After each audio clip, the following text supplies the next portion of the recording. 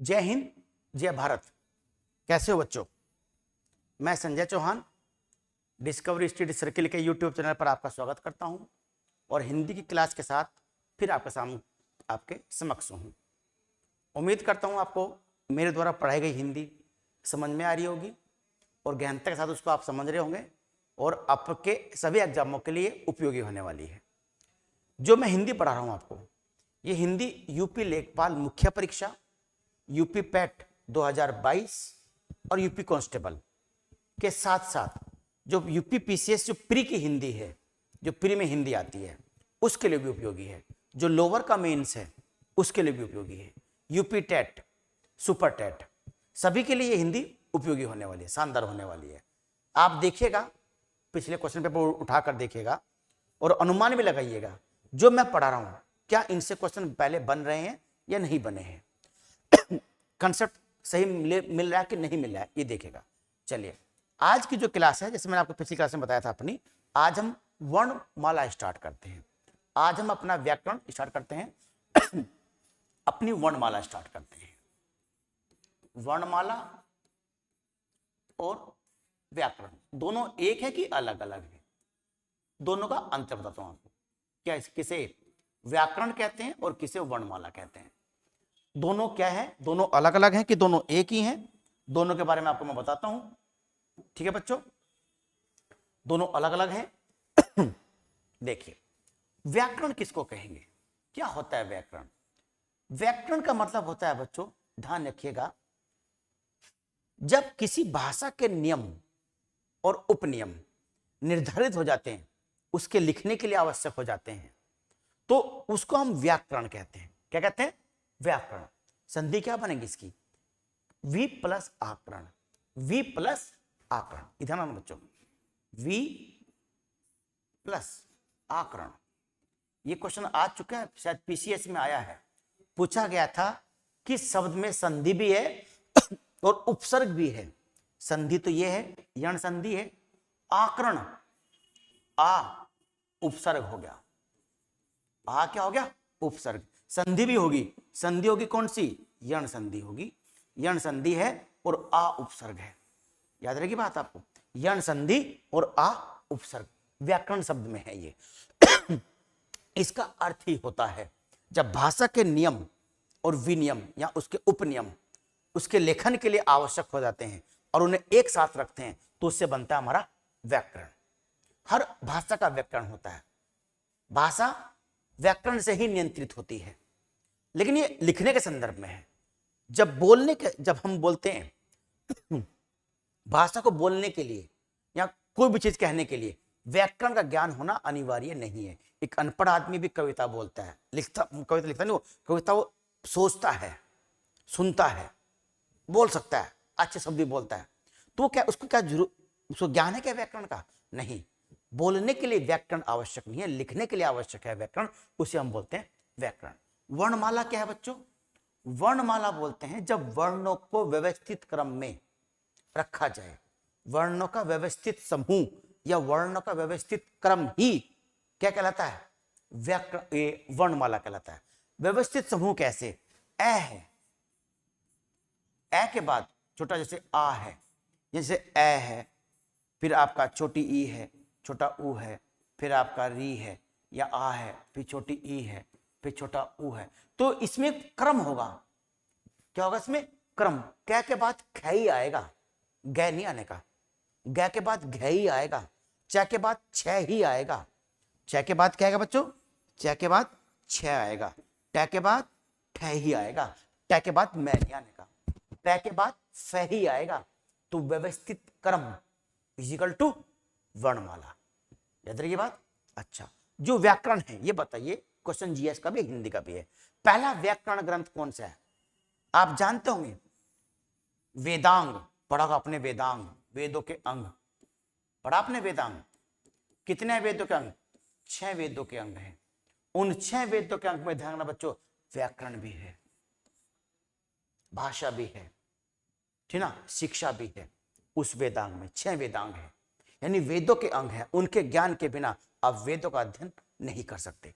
तो उसी में व्याकरण भी आया, क्योंकि आपको ज्ञान होना चाहिए उपसर्ग प्रत्यय आपका संज्ञा क्या है, वर्णमाला क्या है। वर्णमाला व्याकरण का भाग है, व्याकरण एक बड़ी चीज है, सब भाषा के नियम इसमें दिए हुए हैं। वर्णमाला इस व्याकरण का हिस्सा होता है। सबसे पहले जो पुस्तक जो लिखी गई थी वो थी पाणिनि की अष्टाध्यायी। कौन सी?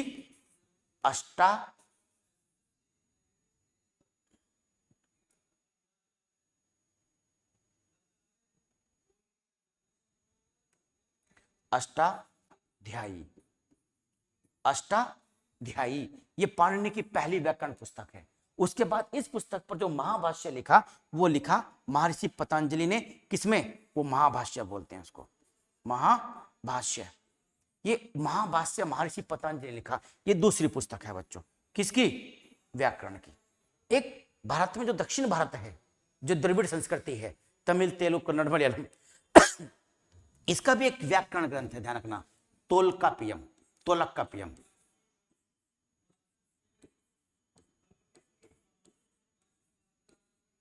तोलकाप्पियम, तोलकाप्पियम। ये तोलकाप्पियर ने लिखा।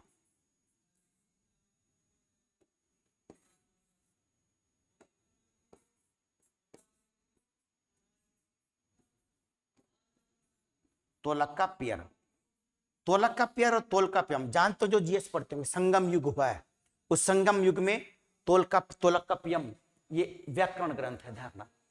शिल्पादिकारम, मणिमैखले, ये पुस्तकों के नाम है संगम काल की। उसी काल का जो व्याकरण है हमारा वो तोलकाप्पियम है। तो तोलकाप्पियम ध्यान रखना, दक्षिण भारत का व्याकरण ग्रंथ है। पाणिनि की अष्टाध्यायी और महर्षि पतंजलि का महाभाष्य ये संस्कृत के व्याकरण ग्रंथ है। और यही हिंदी, क्योंकि हिंदी संस्कृत से बनी है, जो संस्कृत की वर्णमाला थी वही हिंदी की वर्णमाला बनी, जो संस्कृत का व्याकरण था वो हिंदी का व्याकरण बना। और उन्हीं व्याकरणों की ये अष्टाध्यायी और महाभाष्य पुस्तक है। और एक कौन सी है? तोलकाप्पियम है। ये तोलकाप्पियम किसकी है?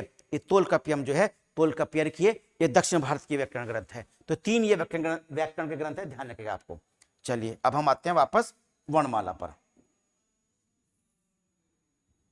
चलिए वर्णमाला पे आते हैं हम लोग।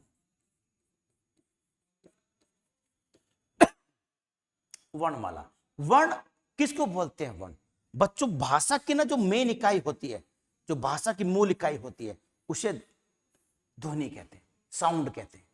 ध्वनि सब कुछ साउंड ही तो है। हम बोल रहे, बै बोला मैंने, ओ बोला, ले बोला हमने इस साउंड को, बै, ए, आ को जो रूप दिया, इस मूल को जो रूप दिया, वो हमारा वर्ण बना। क्या बना? वर्ण। वर्ण को ही बोला गया बच्चों क्या? अक्षर। क्या बोला गया? अक्षर। अक्षर मतलब इसका क्षय ना हो सके, इसका तत्सम होता है, तद्भव होता है अक्षर। क्या होता है? अक्षर। किसका?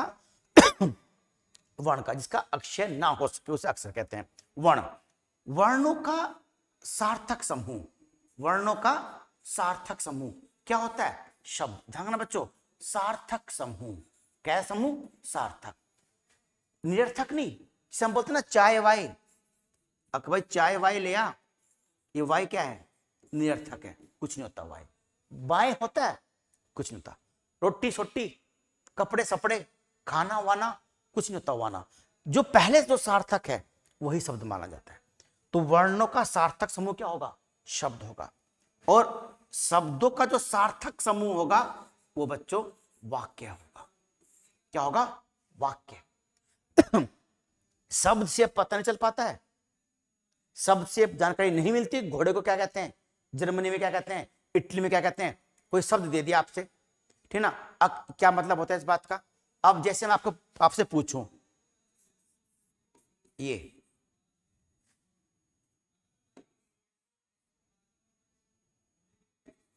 लाश, लाश किस भाषा का शब्द है? बता पाएंगे? नहीं बता पाएंगे। किसका है? तुर्की भाषा का शब्द है। किसका है? तुर्की भाषा का। नहीं बता ना। जब इसका हम वाक्य में प्रयोग करेंगे, जब हम पूरी तुर्की बोलेंगे, तब पता चलेगा हाँ ये व्यक्ति तुर्की भाषा बोल रहा है। तो शब्द से हमको भाषा की जानकारी नहीं मिलती, वाक्य से हमको भाषा की जानकारी मिलती है। ये ध्यान रखिएगा बच्चों। पहले क्या है? ध्वनि, साउंड। इससे क्या बना? वर्ण। शब्द, शब्द से वाक्य, और वाक्य से भाषा। तो यहां अब हमको ये देखना है वर्ण। देखो किसी भी व्याकरण में कुछ नियम होते हैं, कुछ अंग होते हैं, हमारे भी व्याकरण में कुछ अंग हैं, वर्ण विचार, शब्द विचार, वाक्य विचार, इस तरह का। तो ये वर्ण विचार, हम वर्ण पढ़ेंगे पहले, फिर हम लोग शब्द पढ़ेंगे, फिर हम लोग वाक्य पढ़ेंगे। भाषा क्या होती है? ये सब भाषा ही तो है जो हम लोग पढ़ रहे हैं। तो जीरो से आएंगे, मूल, ध्वनि, साउंड, साउंड को जो रूप दिया वही क्या हो गया? वर्ण। अब कोई क्वेश्चन बनते हैं पूछे भाषा की अंतिम सार्थक इकाई कौन सी है? भाषा की अंतिम सार्थक इकाई कौन सी है? भाषा की अंतिम सार्थक इकाई पूछे तो शब्द होता है, क्योंकि वर्ण का अर्थ नहीं होता। क्या कहा था मैंने? भाषा की अंतिम सार्थक इकाई, सार्थक यानी अर्थ वाली इकाई शब्द। भाषा की अंतिम इकाई पूछे तो वर्ण, और ध्वनि दोनों ऑप्शन में तो आप वर्ण लगाइएगा, वर्ण ऑप्शन में नहीं होता फिर ध्वनि लगाइएगा।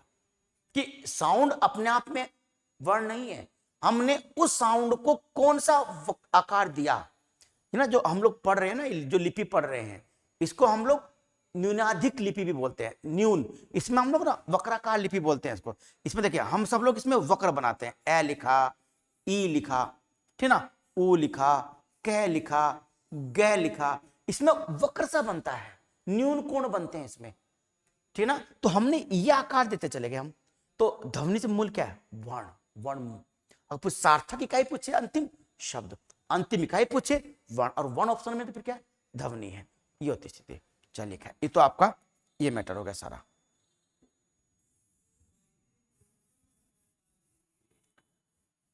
चलिए अब आते हैं वर्ण पर। किस पर आते हैं? वर्ण पर आते हैं। चलिए वर्ण ये पूरा बता देता हूं, आप उतार लीजिएगा। वर्ण किसको बोलते हैं? वर्ण हम पढ़ चुके हैं। वर्ण दो तरह के होते हैं बच्चों, सब जानते हैं, हर किताब में मिल जाएगा, हर व्यक्ति जानता है, हर बच्चा जानता है। स्वर होता है और एक व्यंजन होता है। ध्यान रखना बच्चों, वर्णमाला में कोई भी व्यक्ति, कोई भी बंदा अलग से कुछ नहीं ला सकता। वर्णमाला समझाने की बात है, बस कोई समझाता कैसे है ये सबसे इंपॉर्टेंट है। बाकी वर्ण में सब वही बातें हैं जो सब बताते हैं, लेकिन वर्णमाला वास्तव में कोई करता कैसे है वर्णमाला, तो कोई सिखाता कैसे है वर्णमाला, हमको ये देखना है वर्णमाला में। ठीक है बच्चों, ये देखना वर्णमाला में। तो हम देखेंगे स्वर क्या है और व्यंजन क्या है। वर्णमाला की हमारी दो क्लास होगी, ध्यान रखिएगा। ये पहली क्लास है कि वर्णमाला एक क्लास में समाप्त नहीं हो सकती, अगर डिटेल में पढ़ना है। स्वर, स्वर क्या होते हैं? स्वतंत्र ध्वनियां होती हैं, ये मूल ध्वनियां होती हैं। ऐसी ध्वनि होती है जिसके उच्चारण के लिए किसी अन्य ध्वनि की आवश्यकता नहीं होती। व्यंजन में होती है, व्यंजन में आवश्यकता होती है अन्य ध्वनियों के लिए, व्यंजन में आवश्यकता होती है अन्य ध्वनि के उच्चारण के लिए, पर इसमें आवश्यकता नहीं होती। किसमें? स्वतंत्र, इसमें स्वर में। स्वर स्वतंत्र होते हैं। स्वर क्या होते हैं? स्वतंत्र। स्वर को अन्य किसी वर्ण की, अन्य किसी ध्वनि की आवश्यकता नहीं होती बोलते समय। ए बोलना आपको, ए, आ, ई, ऊ, कुछ नहीं। व्यंजन क्या है? कै। तो हमने केवल कै नहीं बोला, हमने कै भी बोला, ये हलंतर, इसका मतलब आधा कै, और हमने ए भी बोला। हमने की बोला, की कै पे ई की मात्रा आई। हमने कू बोला, कू क्या के साथ क्या आया? ऊ आया। यानी व्यंजन और स्वर दोनों मिलकर ही व्यंजन बनता है। तो क्या भाई, ये व्यंजन होगा, ये बिना स्वर के नहीं। हम बोल सकते हैं से ना, क्या लिखते हैं तो ये आधा क्या ना, ये लिखते हम क्या लिखा हुआ? क्या। क्या, इस क्या में ए नहीं आया। श्याम, श्याम, श्याम में ए नहीं आया। ये लिखिए श्याम, श्याम, श्या के बाद ये आ गया सम, सम, श्या के बाद ए आया है, सम, सम, श्या के बाद करा ए। आधा वर्ण जब उच्चारण करेंगे तो स्वर नहीं आएगा। यही व्यंजन होता है वास्तव में, यही होता है व्यंजन। ये व्यंजन नहीं है, ये वर्ण है। व्यंजन ये है, ये वर्ण है, व्यंजन ये है। ये वर्ण है, वर्ण, व्यंजन ये है।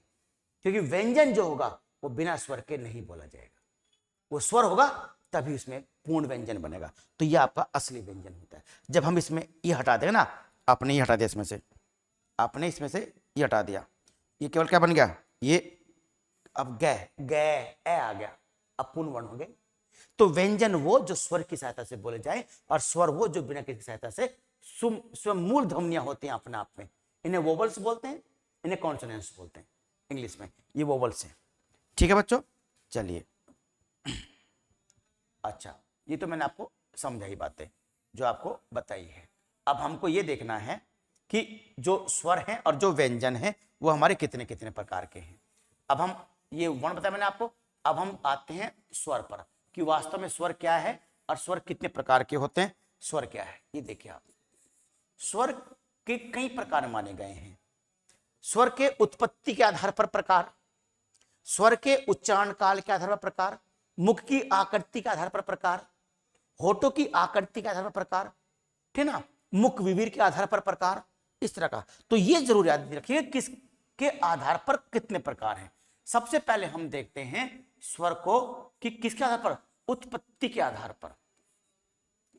उत्पत्ति के आधार पर, उत्पत्ति के आधार पर स्वर दो प्रकार के होते हैं बच्चों। कितने प्रकार के होते हैं, दो प्रकार के।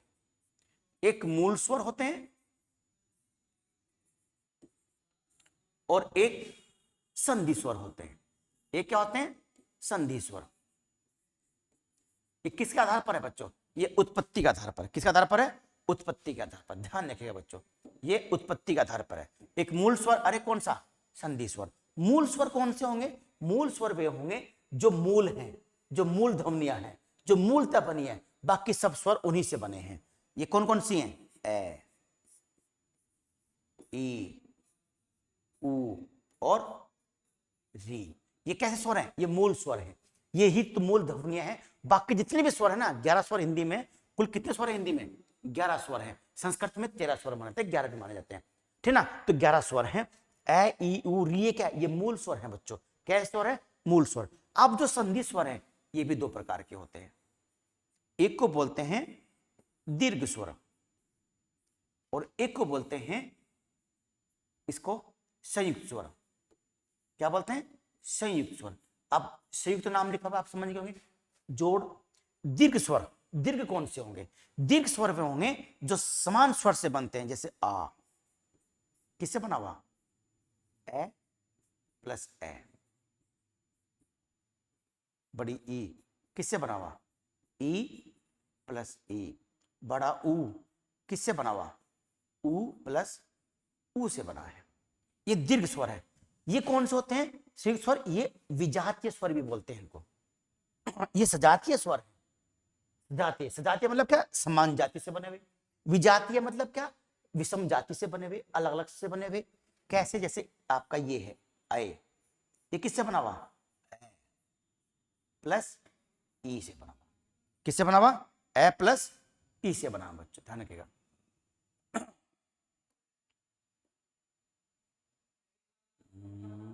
ये लेता हूं, ए प्लस ई से बना हुआ। किससे बना हुआ, ए प्लस ई से। आए आ जाओ, किससे बना हुआ, ए प्लस, कुछ लोग यहां बड़ा आ बनाते हैं, आ प्लस बड़ी ई नहीं, ए प्लस आए। ये वाला आई जुड़ गया इसमें, ओ है बच्चों। किससे बना, ए प्लस ऊ, ए प्लस ऊ। अब औ आ गया, क्या आ गया, औ। ये किससे बना हुआ, ए प्लस बड़े ऊ से नहीं, ओ से। किससे, औ से। यहां देख लीजिए दोबारा, ए, ए किससे बना हुआ, ए ई, ए ई। ये ए से बना हुआ है। ए और ए से बना हुआ है। ओ, ए और ऊ से बना हुआ है। औ, ए और ओ से बना हुआ है। तो विजातीय है, ये अलग है, ये अलग, ये अलग, ये अलग, ये अलग, ये अलग, ये अलग, ये अलग। विजातीय स्वर, संयुक्त स्वर। दीर्घ स्वर सेम से बने। क्वेश्चन कैसे पूछता है, क्वेश्चन कई बार पूछ लेता है, आ, बड़ी ई, ए, बड़ा ओ। निम्न में से कौन सा अलग है, निम्न में से कौन सा भिन्न है। अब क्या लगता है, अरे यार सारे तो दीर्घ तो हैं सारे, दीर्घ सारे हैं, आप फिर कौन सा अलग है, अब पता नहीं कौन सा अलग होगा। तो ये अलग है क्योंकि विजातीय है। कैसा ये, विजातीय। ये तीनों कैसे हैं, सजातीय। ये दीर्घ स्वर है और ये संयुक्त स्वर है। इसकी स्क्रीनशॉट लेकर नोट्स बनाइएगा, लिखिएगा इसको।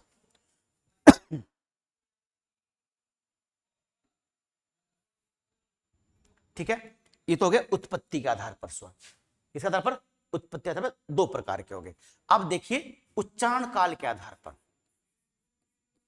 उच्चारण काल के आधार पर स्वर तीन प्रकार के हैं। कितने प्रकार के हैं? तीन प्रकार के। देखिए नंबर एक, उच्चारण काल, बोलने का समय, उच्चारण करने का समय, ए आ ई उ ए ऐ ओ औ, बोलने में समय समय क्या है? अलग अलग है।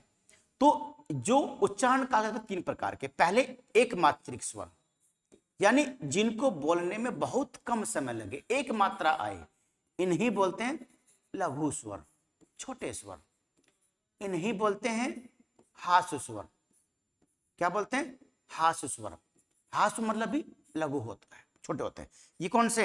ए, छोटी ई, छोटा ऊ और री। ये एक मात्रिक है, बोलने में समय बहुत कम लगता है।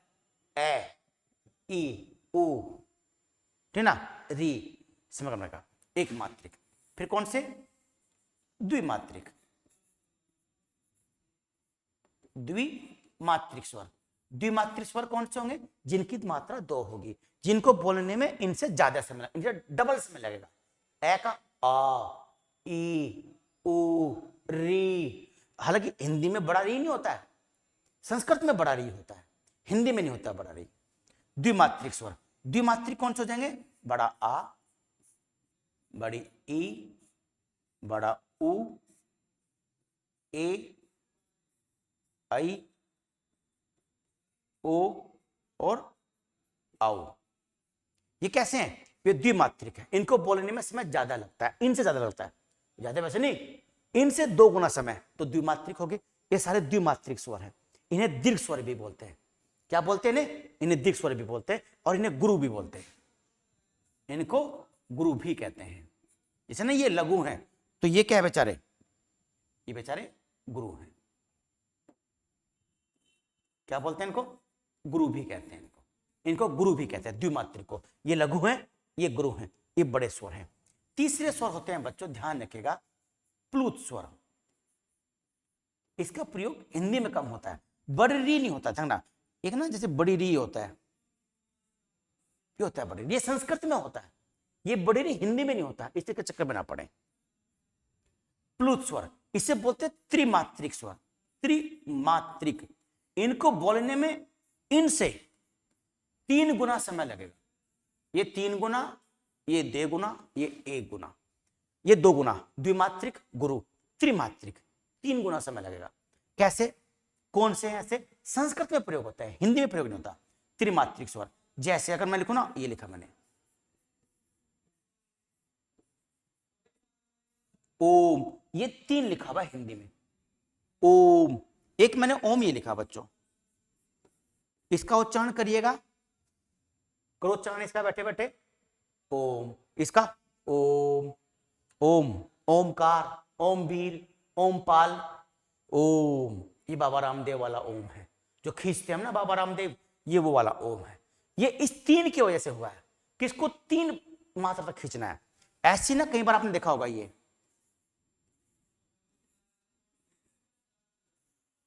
लिखा होता है, ये ऐसे नहीं है, ठीक ना। ये क्या बोलेंगे इसको? ये राम लिखा हुआ मैंने, एक राम ये लिखा हुआ है, इसका बोलेंगे राम, इससे बोलेंगे राम, राम, और ये राम केवल, और ये राम।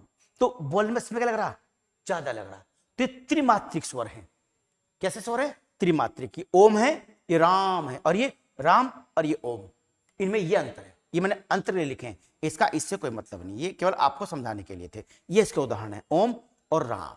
ये उदाहरण पूछ चुका है नीचे वाला, इसी में आपको लिखा है ये राम, ओम। ये त्रिमात्रिक स्वर है, ये प्लुत स्वर है। किस आधार पर? उच्चारण काल के आधार पर।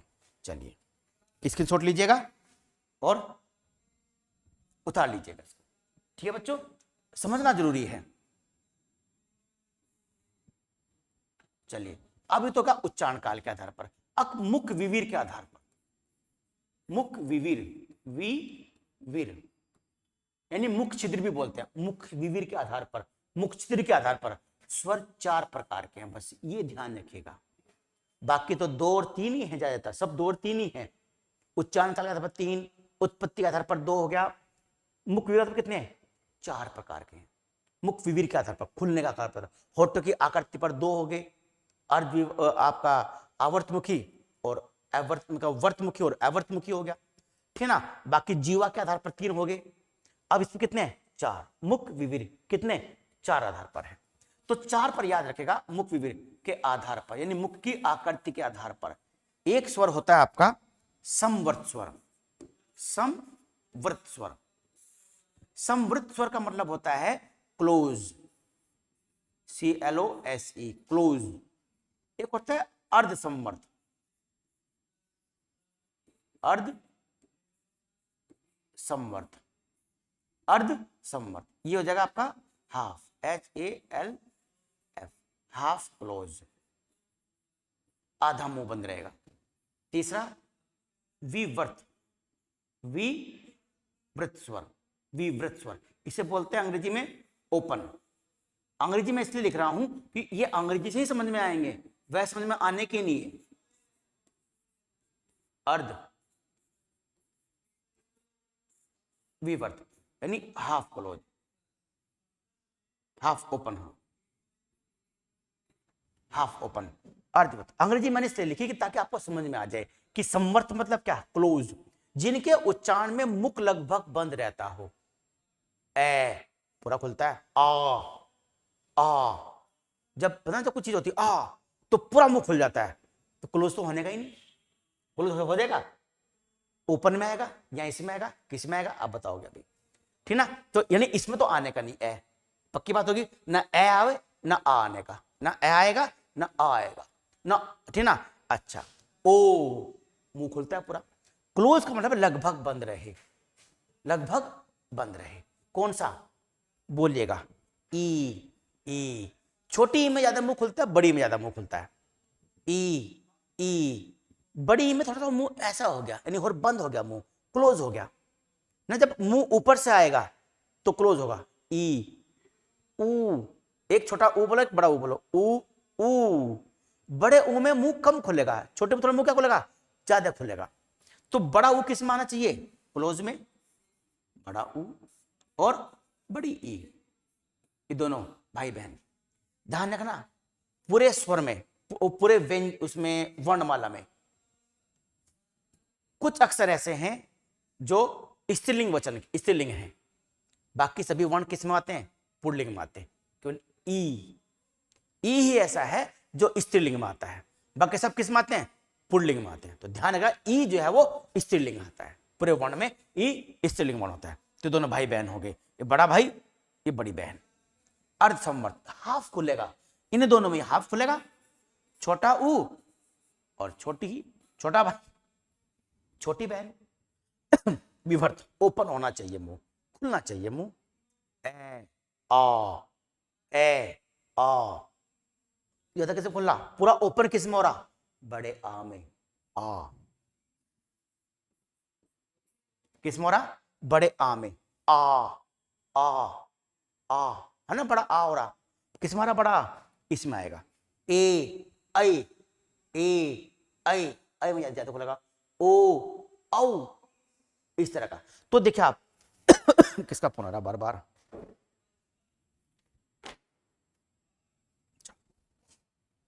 ठीक है ना, ये दोनों हो गया, ये हो गया आ। और क्या है इसमें? बड़े आ के अलावा आई, या जगह आई ए।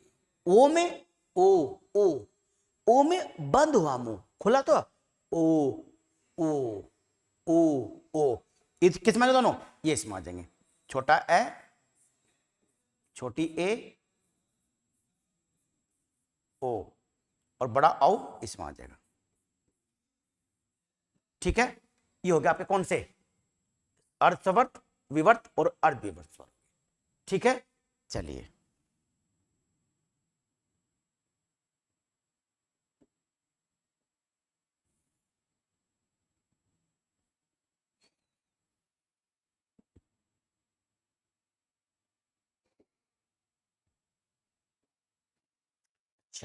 अब देखते हैं किसके आधार पर, होठों की आकृति के आधार पर स्वर, होठों की आकृति के आधार पर स्वर।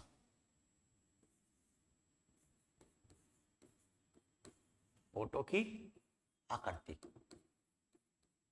के आधार पर स्वर कितने प्रकार के, एक तो प्रकार याद रखें, 2 प्रकार के केवल, कितने, कई बार तो प्रकार ही पूछा गया है, कितने प्रकार के हैं, 2 प्रकार के, व्रतमुखी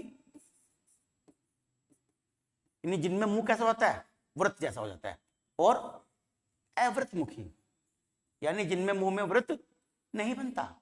अब किसमें बनता, आप खुद बोल लीजिएगा, बता दीजिएगा किससे बनता है, ई में व्रत बनता है क्या, ई में तो मुंह फैल जाता है, ऊ में बनता है, दोनों ऊ में बनेगा, ऊ ए आ में नहीं बनेगा, किससे बनेगा, ऊ में बनेगा ना, ऊ, छोटा ऊ, बड़ा ऊ, और जहां जहां ये आएंगे ओ औ, ओ और कौन सा औ, ओ औ, ऊ वर्त बन रहा है, और बाकी में वर्त बनेगा ही नहीं, ना ई में बने ना बड़ी ई में बने, ए बनने का ही नहीं, आ पूरा मुंह फट जाता है, कैसे बनेगा, ए में नहीं बनने का, आई में नहीं बनने का, ये दोनों में ई आता है ना, इसमें ई आता है, इसमें ए आता है, इससे वैसे तो बनेगा ही नहीं। कैसे हो गए, अव्रतमुखी, ये कौन से हो गए, व्रतमुखी।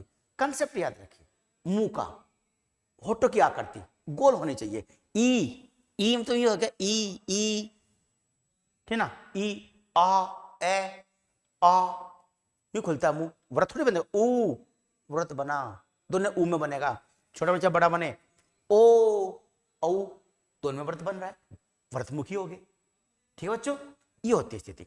चलिए अब आप देखिए, स्क्रीनशॉट लेके नोट्स जो बनाइएगा।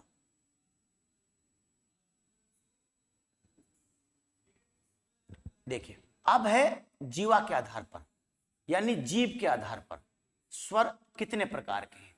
जीव के आधार पर स्वर 3 प्रकार के हैं।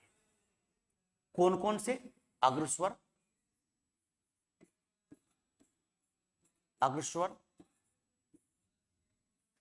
पश्च स्वर और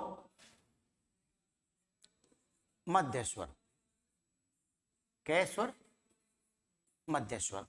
यानी जीव में जिसमें पिछले भाग का प्रयोग होगा वो पश्च स्वर होंगे, इसमें अगले भाग का प्रयोग होगा वो अग्र स्वर होंगे, और इसमें मध्य भाग का प्रयोग होगा वो मध्य स्वर होगा।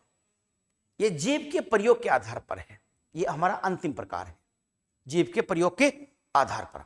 यानी हमने पढ़ लिया उत्पत्ति के आधार पर 2 प्रकार के, उच्चारण काल के आधार पर 3 प्रकार के, बढ़ते क्रम में है, ठीक ना, मुख विवेक के आधार पर 4 प्रकार के, ठीक, 4 मैक्सिमम था।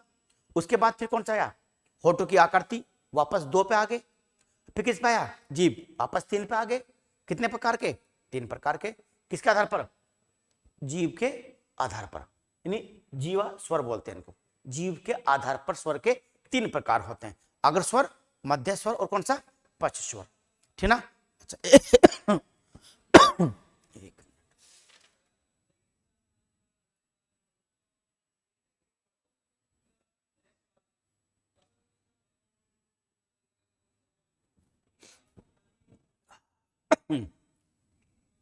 अग्र स्वर, जीव का अगला भाग प्रयोग होगा, कौन सा, ए आ, पिछला हो रहा है, अगला किस प्रयोग होगा, ई, छोटी ई, बड़ी ई, और जहां जहां ये दोनों आती हैं, ए में आती हैं, आई में आती हैं, ए में आती हैं, आई में आती हैं, ठीक ना।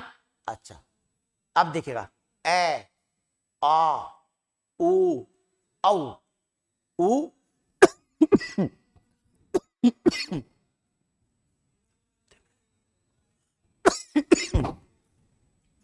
ठीक ना, ए आ उ सबको उच्चारण कीजिए, तब देखना आपको कितने बच गया हमारे पास, ए बच गया, आ बच गया, और ऊ बच गया, और बड़ा ऊ बच गया, और ओ बच गया, और आऊ बच गया।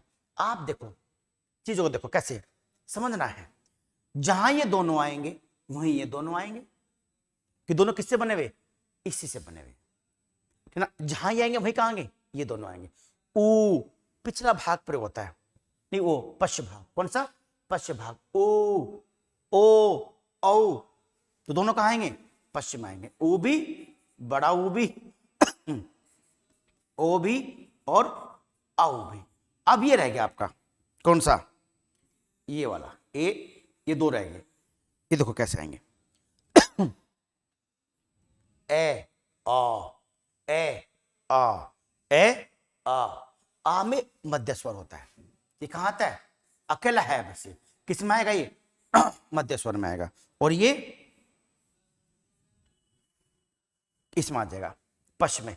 तो बस ये दो चीजें याद रखनी, बाकी सब आप कुछ नहीं करना, इनको याद नहीं करना। अग्र स्वर है ये याद रखिए, बस ये दोनों याद रखिए, छोटी ई बड़ी ई, किससे, ये किससे बने हुई, इससे बनी हुई। ये पूरा हो गया।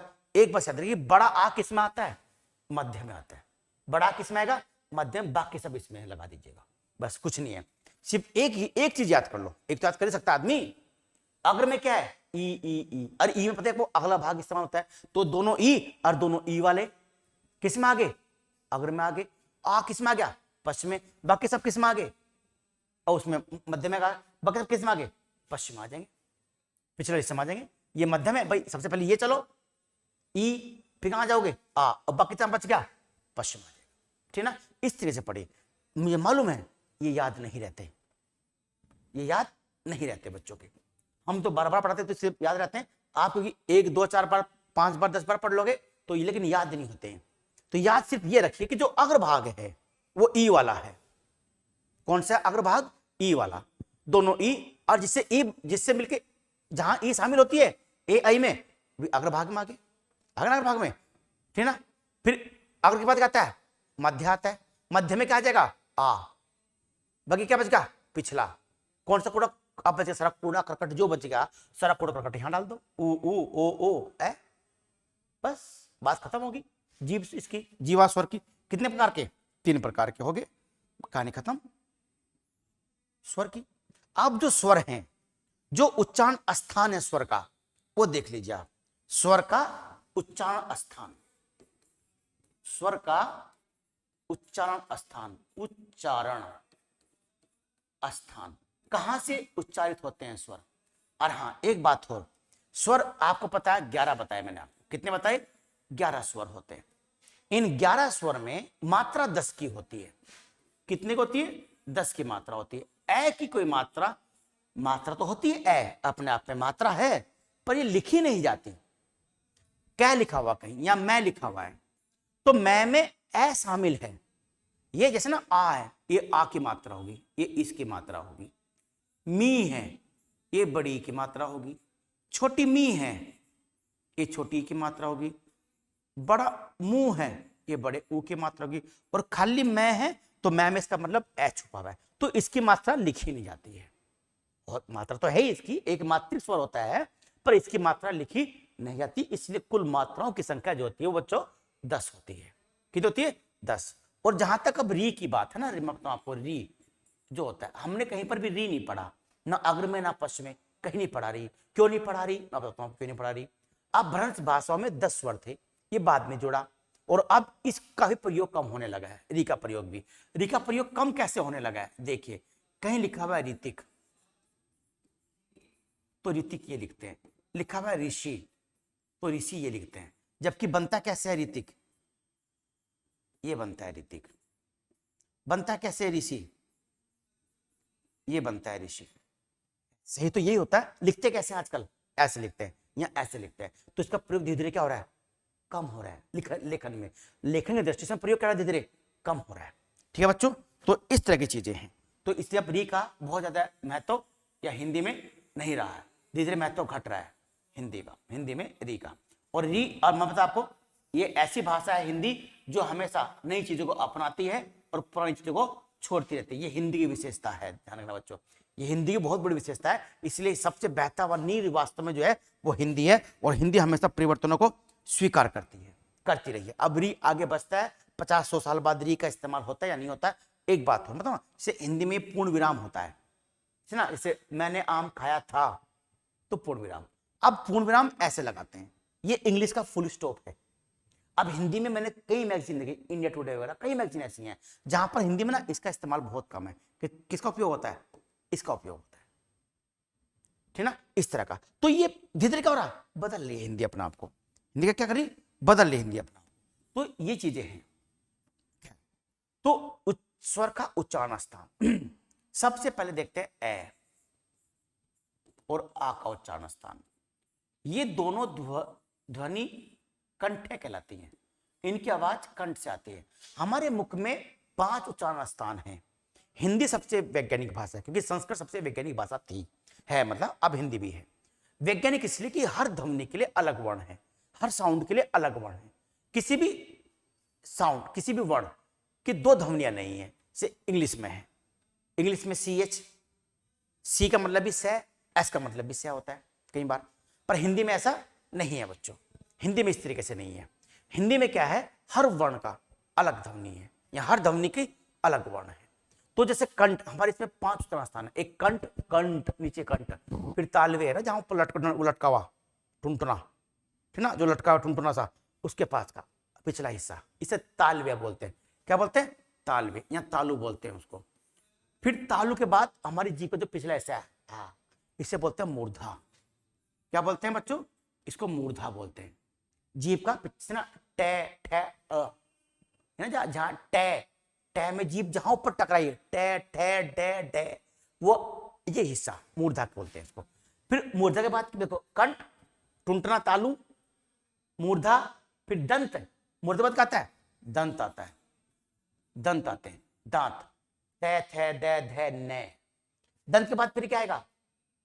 होठ, ओष्ठ,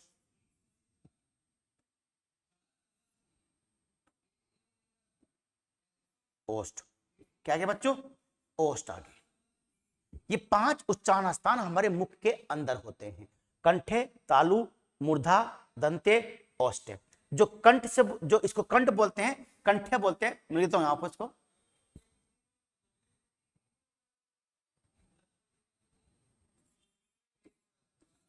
कंठ है। इससे बनने वाले शब्द कंठे कहलाते हैं, वो वर्ण कंठे। इससे बनने वाले तालवे कहलाते हैं। क्या कहलाएंगे? तालवे। इससे बनने वाले तालवे कहलाएंगे।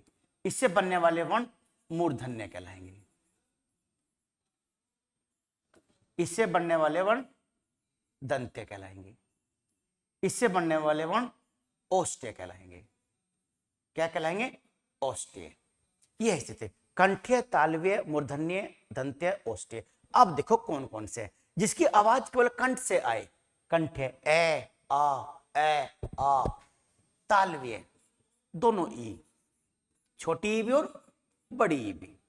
मूर्धन्य री, री में जीभ रखो जरा नीचे, आप बोलो री, बोलिए री, जीभ ऊपर जाएगी, टकराएगी जरूर, उसके बाद री नहीं बोलेंगे, मूर्धन्य।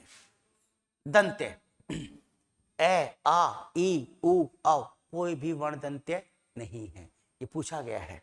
ध्यान बच्चों, दंत्य नहीं होता कोई भी स्वर, मतलब वर्ण तो होते हैं, कोई भी स्वर दंत्य नहीं है। ओष्ठ्य उ औ, दोनों कैसे हैं? वो मतलब उ औ नहीं, उ छोटा उ और बड़ा उ, ये कैसे हैं? ओष्ठ्य, ओष्ठ, ये ओष्ठ्य है। याद रखिए बात, ए आ कंठे, ई उ तालवे, री मूर्धन्य, उ दोनों ओष्ठ्य। दंत्य स्वर नहीं होता है, ध्यान रखिएगा, दंत्य स्वर नहीं होता है। ये तो ये हो गए। अब हमारे पास बच गए, एक तो ये बच गया बच्चों, कौन सा? आए।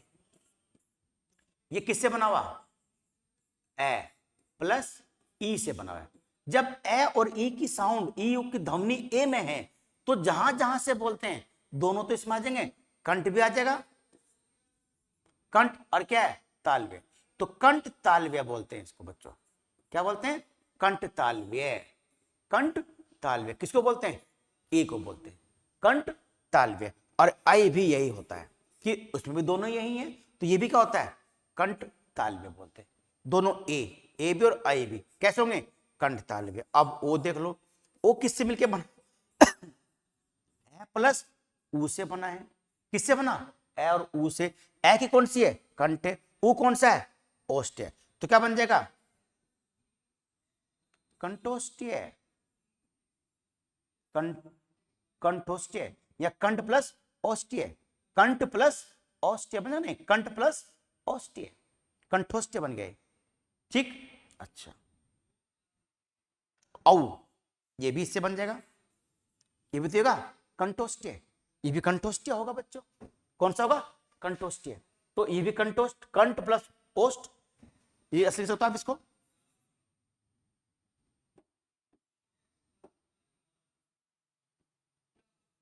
कंठ प्लस ओष्ठ,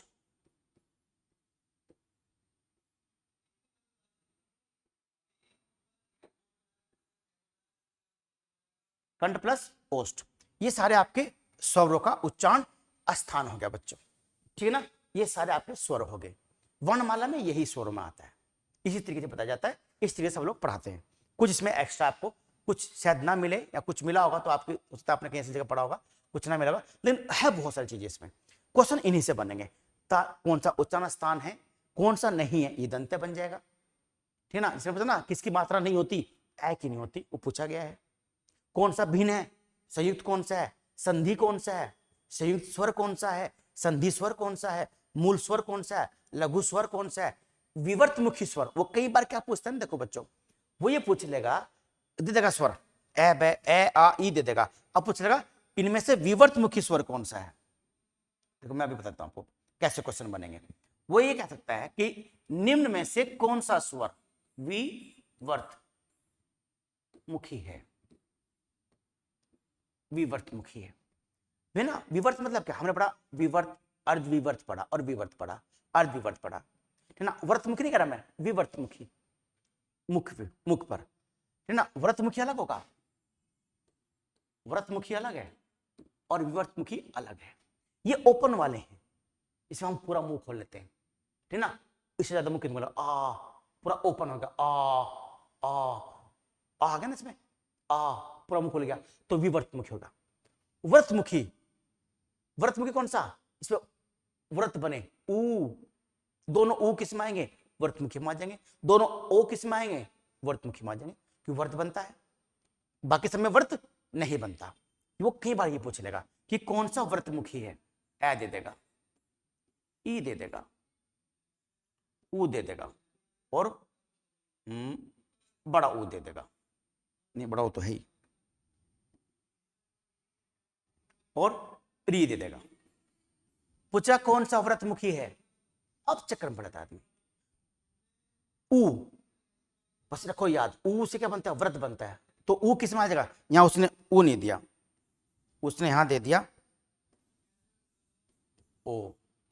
अब कौन सा व्रतमुखी पूछ लिया, तो ओ व्रतमुखी हो जाएगा ना, क्योंकि ऊ भी इसमें है। कौन सा हो जाएगा, व्रतमुखी। अवर्तमुखी कौन सा हो जाएगा, ये भी अवर्तमुखी, ये भी अवर्तमुखी, ये भी अवर्तमुखी है, ठीक है ना। चलिए खैर, ये बात आपकी समझ में आ गई होगी जो मैं आपको समझाना चाह रहा था।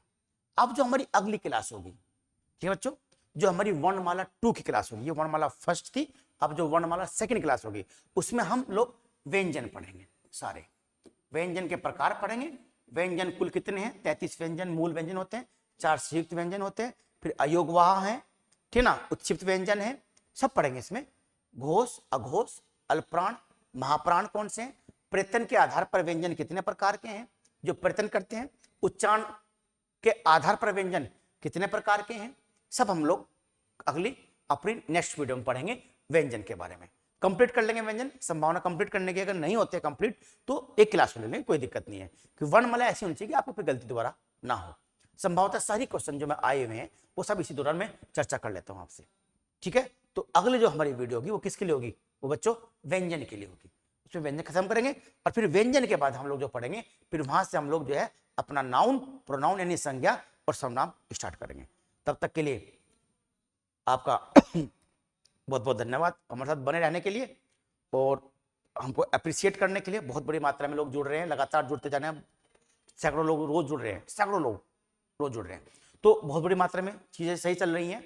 बस आपसे अपेक्षा करता हूं कि अपने दोस्तों को भी शेयर करेंगे ताकि उनको भी लाभ मिल सके, और अपने आप भी सब्सक्राइब करने के साथ साथ उसको देखेंगे, अपना पूरा टाइम देंगे, ठीक है ना। चलिए धन्यवाद।